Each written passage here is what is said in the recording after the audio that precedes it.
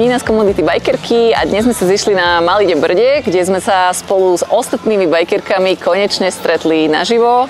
Pokecali, zabajkovali, mali sme tu kopec workshopov. Bajkerky sú komunita, ktorá vznikla asi pred 12 rokmi a vznikla z potreby jazdiť s babami. Veľa z nás bolo na začiatku naozaj doslova nútených jazdiť s chalanmi, či to boli priatelia, či to boli nejakí kamaráti, manželia.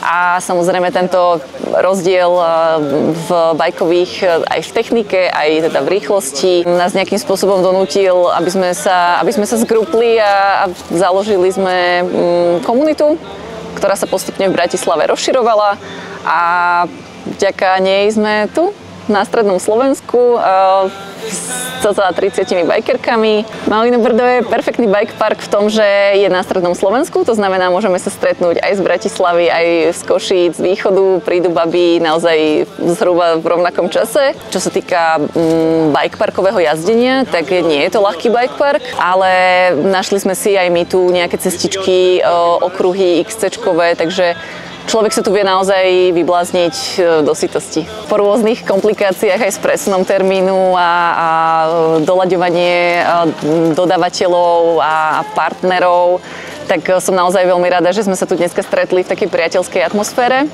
že naozaj prišlo dosť báb, prišli s priateľmi, prišli s ďalšími kamarátkami, využili servisné okienka, využili prednášky, workshopy a že teda ešte sa večer stretneme na premietaní filmu.